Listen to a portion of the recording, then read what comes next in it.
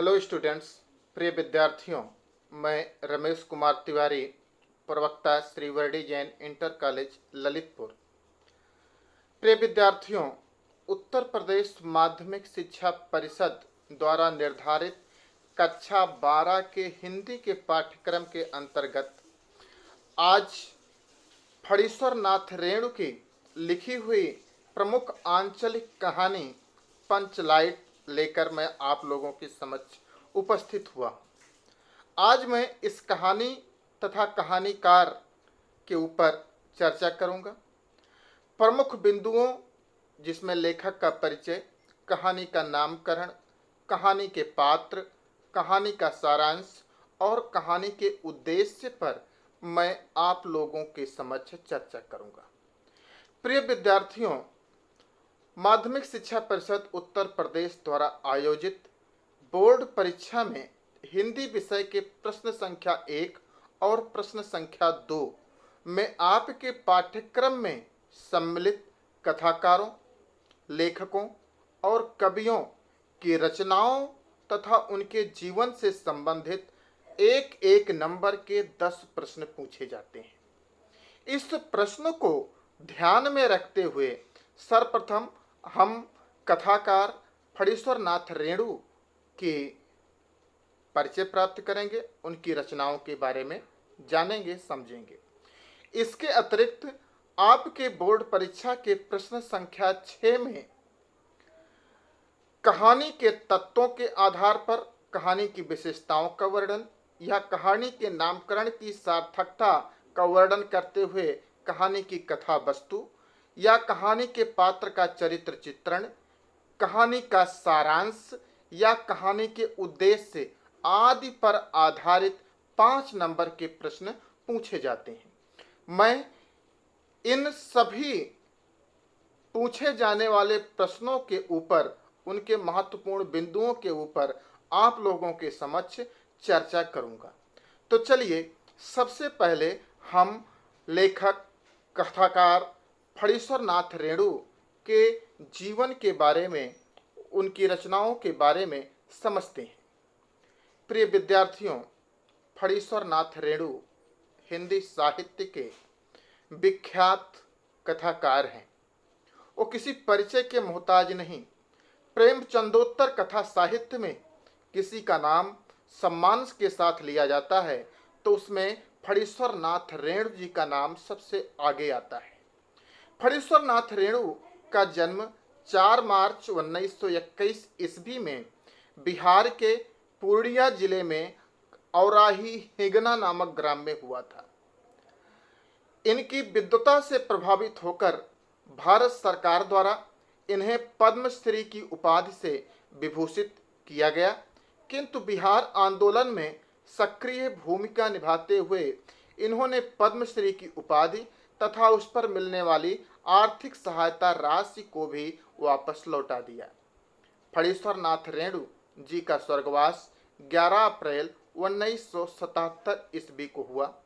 फणीश्वर नाथ रेणु प्रेमचंदोत्तर कथा साहित्य के पहले प्रमुख कहानीकार हैं जिन्होंने ग्रामीण वातावरण और उसकी विशेषताओं, उनकी समस्याओं को अपनी कहानी का विषय बनाया। यद्यपि प्रेमचंद ने भी अब ग्रामीण वातावरण, ग्रामीण समस्याओं को ही अपनी कहानी का विषय बनाया, लेकिन प्रेमचंद जी ने उन कहानियों को अपनी भाषा में कहा, लेकिन फणीश्वर नाथ रेणु ने उन्हीं कहानियों में एक अंचल विशेष से ली गई उन कहानियों में आंचलिकता का पुट दिया। वहीं की भाषा, वहीं के रीति रिवाजों को बहुत ही बारीकी से इस तरह से उभारा है कि जैसे लगता है कि एक चित्र हमारे सामने खिंच गया हो और हम उसको देख रहे हैं, समझ रहे हैं। इसलिए आंचलिक कहानियों की परंपरा का सूत्रपात का श्रेय रेणु जी को ही प्रदान किया जाता है। रेणु जी के हम प्रमुख रचनाओं को समझ लें। फणीश्वर नाथ रेणु के द्वारा लिखी गई प्रसिद्ध कहानी संग्रह हैं ठुमरी और आदिम रात्रि की महक। ठुमरी रेणु जी का प्रसिद्ध कहानी संग्रह है। इनकी प्रसिद्ध कहानियां हैं लाल पान की बेगम, रसप्रिया, तीन विदिया, उच्चाटन, पंचलाइट और तीसरी कहम। पंचलाइट तो आप लोगों के सिलेबस में पाठ्यक्रम में है ही, आप उसे पढ़ ही रहे हैं। इनकी और एक जो सबसे अधिक प्रसिद्ध कहानी हुई तीसरी कसम, इसका पूरा नाम था तीसरी कसम अर्थात मारे गए गुलफाम। इस कहानी पर फिल्म भी बन चुकी है। कहानीकार ने बहुत ही बारीकी से, बहुत ही मनोरंजक ढंग से ये दिखाने का प्रयास किया है कि किस तरह से नायक अपने जीवन की समस्याओं से, जीवन की परिस्थितियों से आज जाकर एक के बाद एक किस प्रकार से तीन कस्में खाता है। फणीश्वर नाथ रेणु के प्रसिद्ध उपन्यासों में मैला आंचल, प्रतीक परिकथा, दीर्घ तपा, कितने चौराहे, जुलूस और कलंक मुक्ति प्रमुख हैं। अगर आपको आंचलिकता क्या होती है इसको समझना हो तो आप मैला आंचल पढ़िए।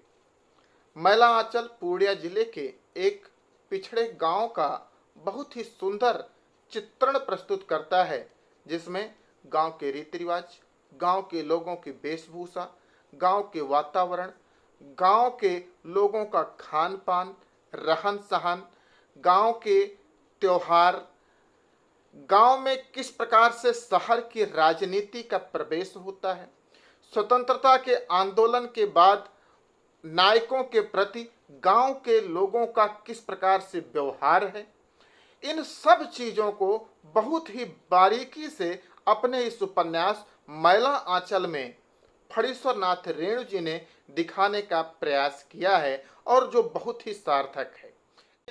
विद्यार्थियों, आंचलिक कहानी में किसी विशेष अंचल, क्षेत्र अथवा उसके किसी एक भाग का चित्रण किया जाता है। इसमें स्थानीय दृश्यों, प्रकृति, जलवायु, त्योहार, लोकगीत, बातचीत के विशेष ढंग, मुहावरे, लोकोक्तियां इत्यादि का कुशलता, सतर्कता और सावधानी से प्रयोग किया जाता है।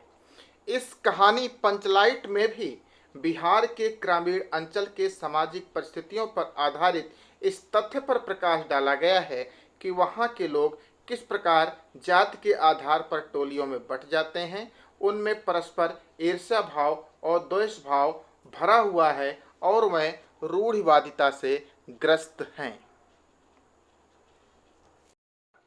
चलिए अब हम इस कहानी पंचलाइट के नामकरण की सार्थकता पर विचार करते हैं। कहानी के नामकरण की सार्थकता। प्रिय विद्यार्थियों, फणीश्वर नाथ रेणु एक आंचलिक कथाकार हैं। आंचलिक कहानियों की परंपरा का सूत्रपात इन्हीं के द्वारा प्रारंभ हुआ। आंचलिक कहानी में किसी विशेष अंचल, क्षेत्र अथवा किसी एक भाग का चित्रण किया जाता है। इसमें स्थानीय दृश्य, प्रकृति, जलवायु, त्योहार, लोकगीत, बातचीत के विशिष्ट ढंग, भाषा एवं उच्चारण की विकृतियां अर्थात ग्रामीण भाषा, किस प्रकार से वहाँ क्षेत्र विशेष की ग्रामीण भाषा का प्रयोग हो रहा है आदि का समावेश बड़ी कुशलता और सतर्कता के साथ किया जाता है। पंचलाइट या पंचलैट ग्रामीण भाषा का शब्द है जिसका अर्थ पेट्रोमैक्स होता है। अगर आपने पेट्रोमैक्स न देखा हो तो आप सर्च करके उसका चित्र देख सकते हैं। पेट्रोमैक्स ग्रामीण भारत में प्रयुक्त होने वाली तथा केरोसिन तेल या मिट्टी के तेल से जलने वाला एक रोशनी प्रदान करने का यंत्र था। पंचलाइट शब्द का प्रयोग करके फणीश्वर नाथ रेणु ने ग्रामीण लोक भाषा के आंचलिक प्रभाव से युक्त तथा संपूर्ण कहानी के भाव को व्यक्त करने वाला एक शीर्षक अपनाया है। यह पंचलाइट संपूर्ण कहानी के मूल भावना को व्यक्त करता है।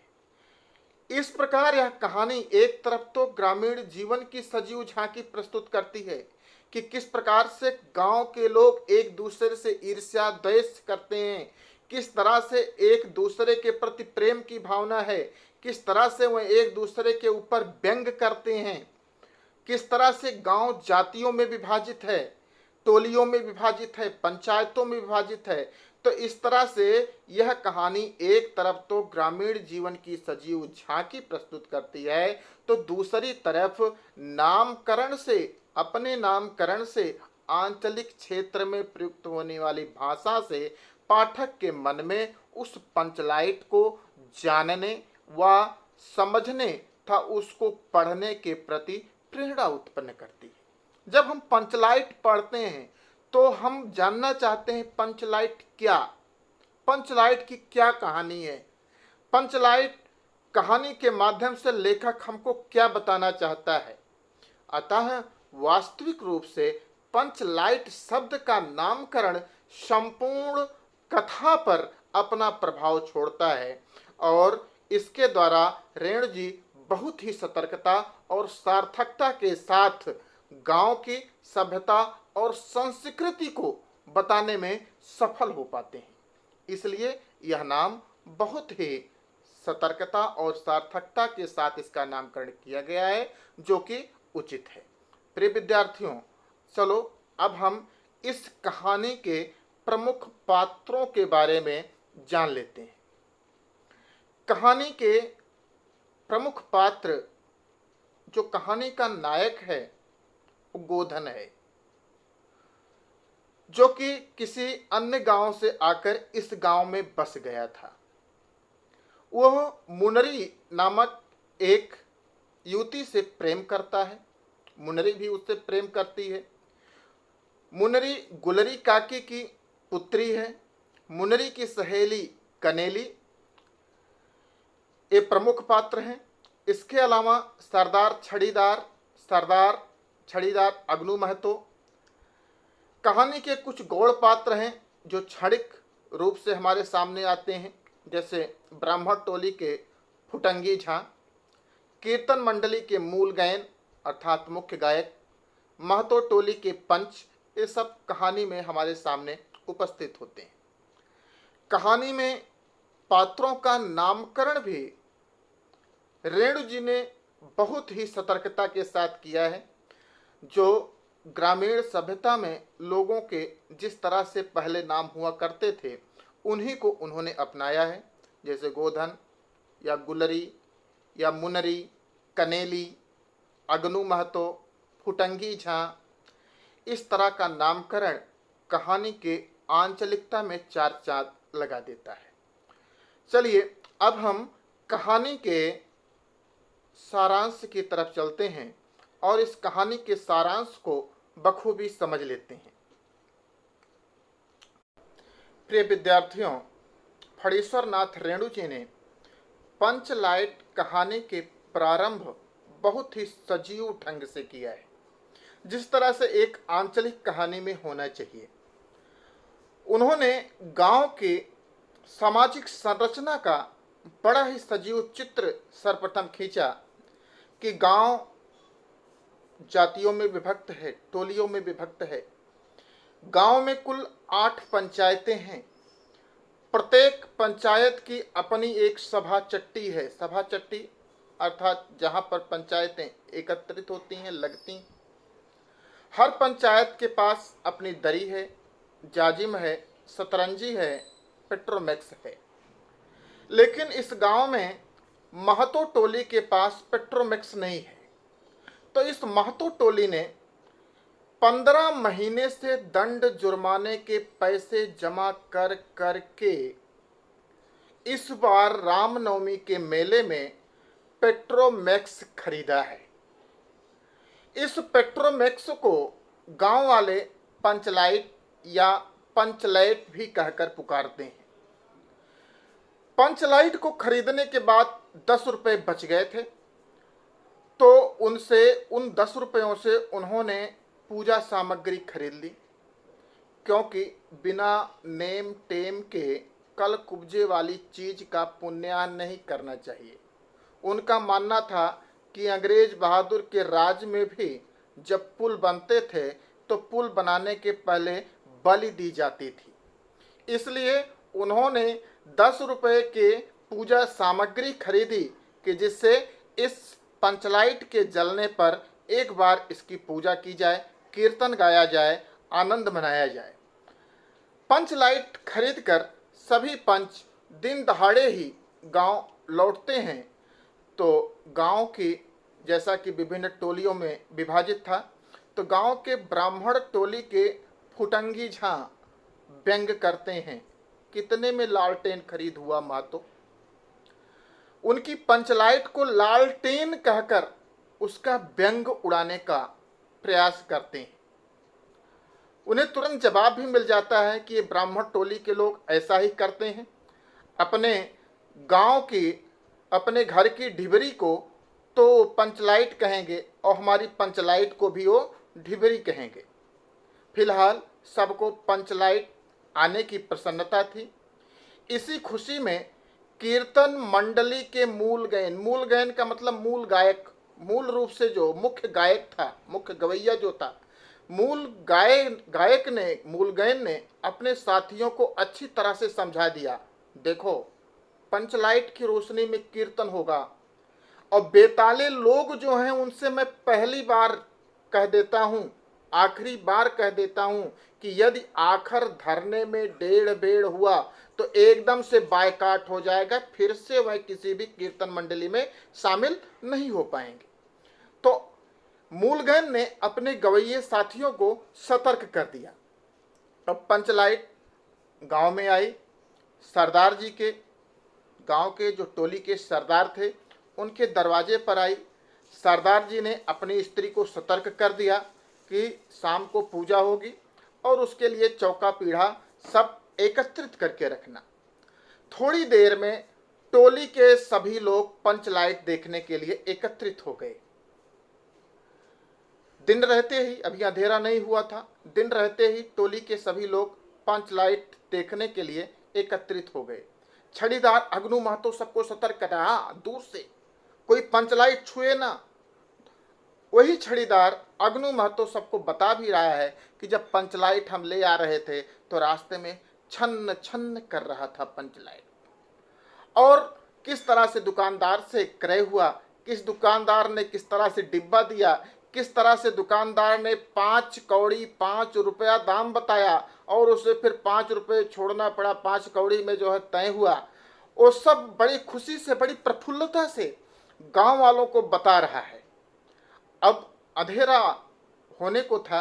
गांव के लोगों ने अभी ढिबरी तक आज नहीं जलाई, क्योंकि आज तो पंचलाइट जलेगी और पंचलाइट की रोशनी में कीर्तन होगा, सभी मजा करेंगे। आज पंचलाइट उनकी टोली में पहली बार आई हुई है। लेकिन वहीं पर एक समस्या पैदा हो गई कि पंचलाइट जलाएगा कौन।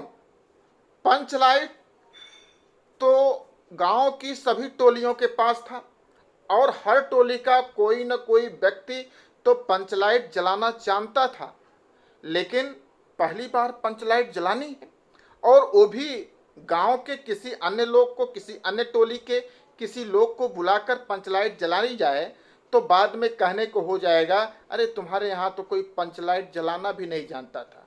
पहली बार उसका नेम टेम हुआ भी तो दूसरी टोली के लोगों के द्वारा। तो इस तरह का ताना नहीं सुनना है। पंचलाइट जले और चाहे न जले। अब पंचलाइट खरीदने से पहले किसी के दिमाग में यह बात आई ही नहीं थी कि इसे जलाना भी पड़ेगा। क्यों?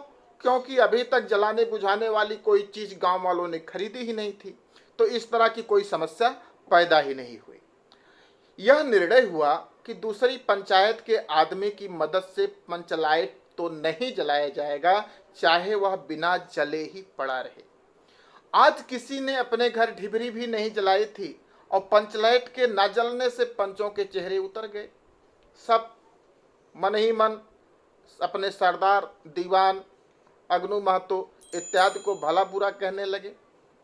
राजपूत टोली के लोग उनका मजाक बनाने लगे। एक ने तो यहाँ तक कह दिया कि कान पकड़ के पंचलाइट के सामने उठक बैठक लगाओ तो पंचलाइट अपने आप जलने लगेगी। लेकिन अब महतो टोली के लोग क्या करें, सबने धैर्यपूर्वक उनके मजाक को, उनकी हंसी को भी सुना, सहन किया। अब इस समस्या का समाधान कैसे हो कि पंचलाइट जल सके, तो वहीं पर गुलरी काकी की बेटी मुनरी बैठी थी। वह जानती थी कि गोधन पंचलाइट बालना जानता है। देखो, गांव की भाषा का बहुत ही सुंदर प्रयोग रेणु जी ने किया है, बालना अर्थात जलाना। लेकिन पंचायत ने गोधन का हुक्का पानी बंद कर दिया है। क्यों? क्योंकि गोधन सलीमा का गाना गाता था। सलीमा भी शब्द जो है आंचलिक है, सलीमा का अर्थ है सिनेमा। और कौन गाना गाता था? हम तुमसे बिछुड़ करके सलम सलम सलम वाला, सनम सनम, सलम सलम सलम मतलब सनम सनम, सनम सनम वाला गाना गाता था। तो उसके इस व्यवहार को देखकर गुलरी काकी ने पंचों से शिकायत कर दी। गोधन किसी दूसरे गांव से आकर बसा हुआ था और गांव के पंचों को अभी तक उसने पान सुपारी भी नहीं खिलाया था। तो पंच उससे तो पहले से ही चिढ़े हुए थे, इसलिए गोधन पर 10 रुपए का जुर्माना लगाया गया। लेकिन गोधन ने उस 10 रुपए के जुर्माने को देने से मना कर दिया। तो पंचों ने गोधन का हुक्का पानी बंद कर दिया, अर्थात ना तो किसी के यहाँ ये जाएगा, ना कोई इसके यहाँ जाएगा, ना तो ये किसी को बुलाएगा, ना अपने घर का पानी पिलाएगा। तो इस तरह से उसका हुक्का पानी बंद हो गया था। और जलाना कौन जानता है? गोधन। मुनरी जो है वो गोधन से प्रेम करती थी। बार बार उसके मुख पे ये बात आ रही थी और लोगों से बता दे, लेकिन लज्जा के कारण, संकोच के कारण वो लोगों से नहीं बता पा रही थी कि गोधन पंचलाइन बालना जानता है। तो गोधन बालना जानता है, इस बात को बताने के लिए मुनरी ने चालाकी से अपनी सहेली कनेली को यह बात बताई। कनेली ने यह सूचना सरदार तक पहुंचा दी कि गोधन पंचलाइट जलाना जानता है। अब सभी पंच सोच विचार में पड़ गए कि गोधन को बुलाया जाए अथवा नहीं। लेकिन जात की इज्जत तो सबसे ऊंची है। अगर एक बार इज्जत चली गई तो लोग हमेशा हंसी मजाक उड़ाते रहेंगे। इसलिए हुक्का पानी जो बंद है उसको खोला भी जा सकता है, उस पर से सारी बंदिशें हटाई भी जा सकती हैं। सर्व प्रमुख है अपनी जाति की इज्जत बचाना। इसलिए उसे बुलाने का निर्णय लिया गया। सरदार ने छड़ीदार अगनू महतो को गोधन को बुलाने के लिए भेजा, लेकिन गोधन ने साफ मना कर दिया कि पंचों का कोई भरोसा नहीं है।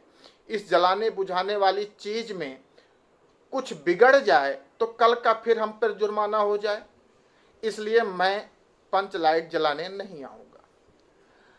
अब छड़ीदार अगनू मेहता का चेहरा उतर गया था। और सरदार से उसने कहा कि कैसे भी हो गोधन को बुलाया जाए। अब गोधन की प्रमुख समस्या जिससे उत्पन्न हुई थी वो थी गुलरी काकी।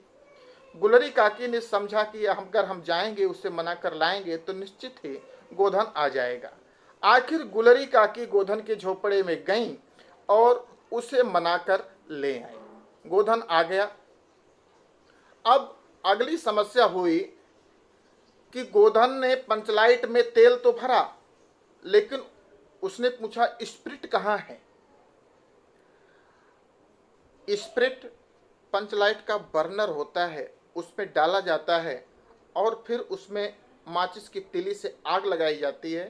तब वो जब जलता है तब यहाँ से गैस खोली जाती है, जिससे धीरे धीरे पंचलाइट की रोशनी बढ़ती है। तो गोधन ने पूछा स्प्रिट कहाँ है। स्प्रिट का नाम सुनकर सभी लोग उदास हो गए, क्योंकि स्प्रिट तो किसी ने सोचा भी नहीं था कि स्प्रिट भी लगेगा। तेल को सोचा था, तेल ले आए थे। लेकिन गोधन ने यहाँ पर होशियारी से काम लिया। उसने पूछा ठीक है, स्प्रिट नहीं है, क्या गरी का तेल मिलेगा। तुरंत मुनरी अपने घर में दौड़ के गई और गरी का तेल उठा के ले आई। अब उस गरी के तेल की सहायता से गोधन ने पंचलाइट को जलाना प्रारंभ किया। पंचलाइट में धीरे धीरे रोशनी आती गई। उसकी रोशनी से पत्ता पत्ता पुलकित होने लगा। सभी लोगों में प्रसन्नता की लहर दौड़ गई। लोगों के दिल का मैल दूर हो गया। जो गोधन से किसी बात से चिढ़े हुए थे, नफरत कर रहे थे, आज वो गोधन से प्रेम कर रहे हैं। उसने जाति की इज्जत आज बचा ली है। कीर्तनिया लोगों में भी हर्ष की लहर दौड़ गई। लोगों ने एक स्वर में महावीर स्वामी का जयकारा लगाया, जय ध्वनि की। अब कीर्तन शुरू हो गया। गोधन ने सबका दिल जीत लिया था। मुनरी ने हसरत भरी निगाहों से गोधन की ओर देखा।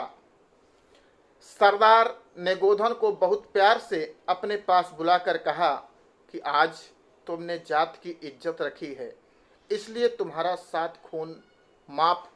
अब खूब गाओ सलीमा का गाना, तुम्हें कोई नहीं रोकेगा। गुलरी काकी ने भी प्रेम से उसका सिर सहलाते हुए खाने पर निमंत्रण दिया कि आज रात्र में तुम हमारे घर खाना खाओगे। गोधन ने एक बार फिर मुनरी की ओर देखा, उससे दृष्टि मिली और दृष्टि मिलते ही लज्जा के कारण मुनरी की पलकें झुक गईं। तो प्रिय विद्यार्थियों, ये था कहानी का प्रमुख सारांश, जिसको आप अपने शब्दों में बहुत ही आसानी से, बहुत ही सुंदरता से लिख सकते हो। अब हम चलते हैं कहानी के अगले प्रकरण, कहानी के उद्देश्य की तरफ। पंचलाइट कहानी रेणु जी ने इस कहानी के माध्यम से मुख्य रूप से ग्राम सुधार की कोशिश की है। इस कहानी के द्वारा रेणु जी ने अप्रत्यक्ष रूप से ग्राम सुधार की कोशिश की है। उन्होंने ग्रामीण अंचल का वास्तविक चित्र खींचा है। गांव में 8 पंचायतें, 8 पंचायतों के पास सबकी अलग सभा चट्टी, सबके पास दरी, जाजिम, सतरंजी, पेट्रोमैक्स। गांव की पंचायतें जातियों में विभाजित। महतो टोली के लोगों ने आज पेट्रोमैक्स खरीदा है। कब खरीदा है? रामनवमी के मेले में खरीदा है। गांव के लोग ज़्यादा खरीदारी उस समय मेले में ही करते थे, क्योंकि प्रमुख बाजार वहीं से उन्हें उपलब्ध होती थी। गोधन के द्वारा पेट्रोमैक्स जलाने पर उसकी सभी गलतियां माफ कर दी जाती हैं।